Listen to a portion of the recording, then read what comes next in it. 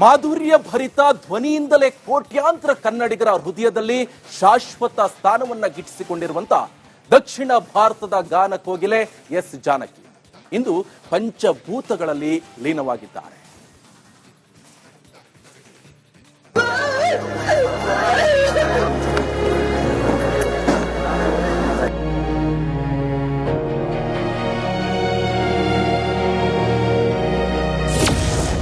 ಗಾನಸುದೆ S Janaki ಅಸ್ಥಾಂಗತ.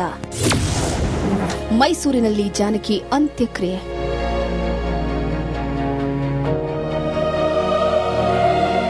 ಗಾನಸುದೆ, ಸ್ವರ ಸರಸ್ವತಿ, ಸಂಗೀತ ಲೋಕದ ದಂತಕತೆ.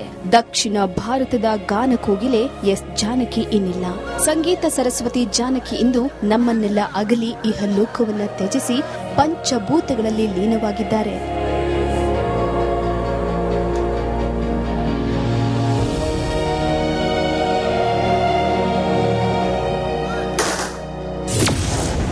S ಜಾನಕಿಗೆ ಮೊಮ್ಮಗಳಿಂದ ಅಗ್ನಿಸ್ಪರ್ಶ. ಸರ್ಕಾರಿ ಗೌರವಗಳೊಂದಿಗೆ ಅಂತಿಮ ನಮನ.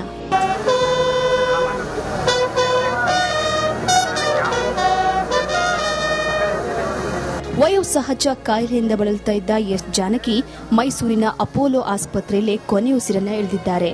ಮೂಲತಃ ಆಂಧ್ರದ ಗುಂಟೂರು ಜಿಲ್ಲೆಯ ಪಲ್ಲಪಟ್ಲದವರಾಗಿದ್ದಂಥ ಎಸ್ ಜಾನಕಿ ಮೈಸೂರಲ್ಲೇ ವಾಸವಿದ್ರು. ನಿನ್ನೆ ಮಧ್ಯಾಹ್ನ 1:50 ಸುಮಾರಿಗೆ ಆಸ್ಪತ್ರೆಗೆ ದಾಖಲಾಗಿದ್ದಂತಹ ಜಾನಕಿ ಸಂಜೆ 7:30 ಸುಮಾರಿಗೆ ಇಹಲೋಕವನ್ನ ತ್ಯಜಿಸಿದ್ರು. 2019 ಅಮ್ಮಗೆ ಮೈಸೂರು ಬಂದಾಗ ಹಿಪ್ ಫ್ರಾಕ್ಚರ್ ಆಗಿತ್ತು. ಅವಾಗ ನಾನೇ ಅವ್ರದ್ದು ಹಿಪ್ ರಿಪ್ಲೇಸ್ಮೆಂಟ್ ಮಾಡಿದ್ದೆ. ಸೊ ಅವಾಗಿಂದ ಅವ್ರ ಜೊತೆ ಫ್ಯಾಮಿಲಿ ಮೆಂಬರ್ ಥರ ಇದ್ದೀವಿ. ಸೊ ಈಗಲೂ ರೀಸೆಂಟ್ಲಿ ಕೂಡ ಅವ್ರಿಗೆ ಸ್ವಲ್ಪ ಕಾಲದೆಲ್ಲ ಊತ ಎಲ್ಲ ಬಂದಿತ್ತು, ಟ್ರೀಟ್ಮೆಂಟ್ ಆಗಿತ್ತು. ಬಟ್ ಸ್ವಲ್ಪ ಇನ್ಫೆಕ್ಷನ್ ಜಾಸ್ತಿ ಆಗ್ಬಿಟ್ಟು ಈ ಸತಿ ಈ ಥರ ತೊಂದರೆ ಆಗಿ ಅಪಘಾತ ಆಗಿದೆ. ಜಾನಕಿ ಅಮ್ಮ ಮೈಸೂರಿನಲ್ಲಿದ್ದಂಥ ತಮ್ಮ ಪುತ್ರನನ್ನ ಕಳೆದುಕೊಂಡ ಬಳಿಕ ತಮ್ಮ ಕೊನೆಯ ದಿನಗಳನ್ನ ಮೈಸೂರಿನಲ್ಲೇ ಕಳೆಯೋದಕ್ಕೆ ಆಸೆ ಪಟ್ಟಿದ್ರು. ಅದರಂತೆ ಮೈಸೂರಿನಲ್ಲೇ ಕೊನೆಯುಸಿರನ್ನ ಎಳೆದಿದ್ದಾರೆ.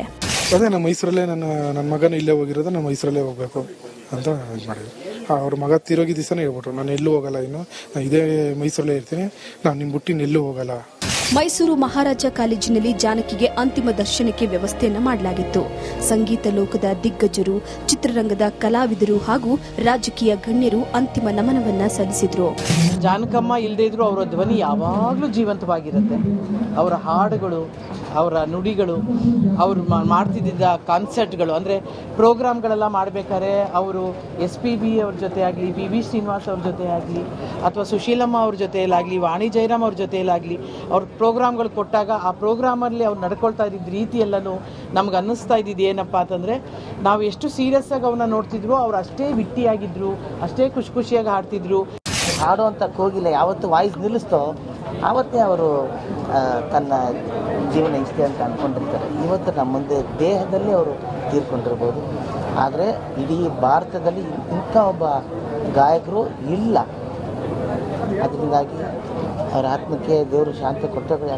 ಕುಟುಂಬದ ಕೇಳಿದೆ, ನಿಮಗೆ ನಾನು ಚೆನ್ನೈಗೆ ಹೋಗಬೇಕು ಅಂದರೆ ಅಲ್ಲಿ ಕಳಿಸ್ಕೊಡ್ತೀನಿ, ಇಲ್ಲಾಂದ್ರೆ ಹೈದ್ರಾಬಾದ್ಗೆ ಹೋದರೆ ಅಲ್ಲಿ ಕಳಿಸ್ಕೊಟ್ಟು ಏರ್ ಲಿಫ್ಟ್ ಮಾಡಿಕೊಡ್ತೀನಿ ಅಂತೇಳಿ.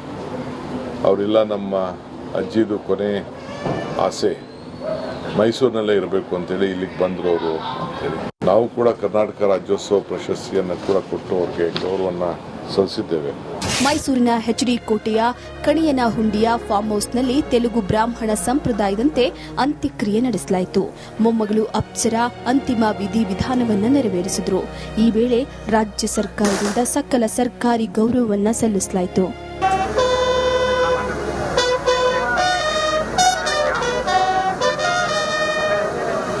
ಗಾನಕೋಗಿಲೆ ಅಂತಿಮ ದರ್ಶನಕ್ಕೆ ಲಕ್ಷಾಂತರ ಅಭಿಮಾನಿಗಳು ಹರಿದು ಬಂದಿದ್ರು. ಗಾಯಕಿ ಜಾನಕಿ ಚಿತೆಗೆ ಮೊಮ್ಮಗಳು ಅಪ್ಸರಾ ಅಗ್ನಿಸ್ಪರ್ಶ ಮಾಡುವ ಮೂಲಕ ಸಂಗೀತ ಲೋಕದ ದಂತಕತೆ ಪಂಚಭೂತಗಳಲ್ಲಿ ಲೀನವಾಗಿದೆ.